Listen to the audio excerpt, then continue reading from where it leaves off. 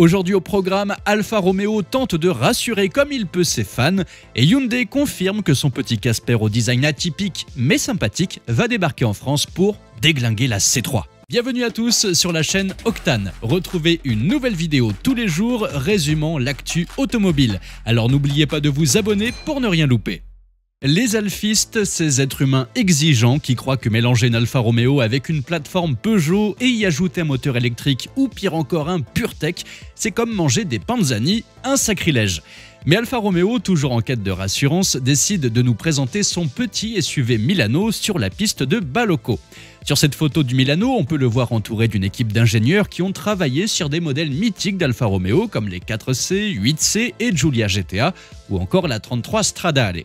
Domenico Bagnasco, responsable de la synthèse dynamique, Stefano Sereda, qui a commencé chez Alfa avec le projet Giorgio, et Luigi Domenichelli, chargé de valider le véhicule en termes de performance, de durabilité et de confort. Leur mission, définir la dynamique du Milano grâce à des interventions spécifiques sur les suspensions et la direction, afin d'obtenir une conduite dynamique et ultra précise. Alors même si ce Milano pourrait tenir ses promesses en matière de châssis, il y a quand même une chose qui fait peur. Même sous ce camouflage, on reconnaît malheureusement les clichés qui ont fuité il y a quelques mois et ce n'est pas certain que son design plaise vraiment. Le Milano sera sans doute la première Alfa à vieillir rapidement. Alors si vous êtes intéressé par la marque et que vous ne voulez pas perdre d'argent tout en ayant une voiture utilisable au quotidien, achetez donc une 156 V6 2,5 litres Sportwagon, vous ne le regretterez pas. Mais ne descendons pas trop vite ce Milano et attendons sa présentation officielle le 10 avril prochain. Passons maintenant à Hyundai.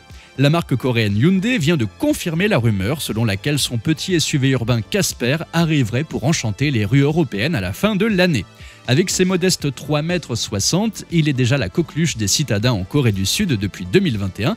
Mais maintenant, la nouvelle est officielle, le Casper débarquera bientôt en Europe en une version 100% électrique. À en croire les premières rumeurs, son prix devrait tourner autour de 20 000 €, ce qui le mettrait en ligne de mire de la nouvelle Citroën IC3. Cette dernière offre 113 chevaux et 320 km d'autonomie. Nul doute que le Casper devrait tourner lui aussi dans ces eaux-là. Le patron de Hyundai France annonce que le Casper pourrait bien profiter du bonus écologique, ce qui est plutôt surprenant, mais il se pourrait bien qu'il soit fabriqué en République tchèque aux côtés du Kona électrique. Nous aurons plus de détails dans les prochaines semaines. En tout cas, 2024 s'annonce très excitante dans le monde des petites citadines électriques à moins de 30 000 €. Même s'il faut bien l'avouer, qui aurait cru un jour que nous serions contents d'avoir des citadines à moins de 30 000 €? Il y a encore une petite quinzaine d'années, nous pouvions avoir des Fiesta, des C3, des Corsa à moins de 10 000 €, voire même des Panda à 6 300 €. Bon ok, elles étaient moins bien équipées que nos voitures modernes, mais aujourd'hui, une Ami coûte quasiment 10 000 € et elle est loin d'être aussi bien équipée qu'une C3 de base de 2010. Et peut-on vraiment appeler ça une voiture avec 45 km/h en pointe et 70 km d'autonomie? Franchement, non. À moins qu'aujourd'hui, le salaire moyen en France soit de 6 000 € net, auquel cas il va falloir que j'arrête YouTube. Bref, oublions ces histoires de prix délirants. La Hyundai Casper a-t-elle ses chances face à la IC3? Selon vous, l'Alfa Milano va-t-il tenir ses promesses? Dites-moi ce que vous en pensez dans les commentaires. Et si vous êtes à la recherche de la meilleure assurance auto au meilleur prix, nous avons mis en place un comparateur. C'est évidemment gratuit, ça vous prendra 2 minutes à peine pour remplir vos informations et ainsi faire jusqu'à 380 € d'économie en moyenne sur votre assurance auto.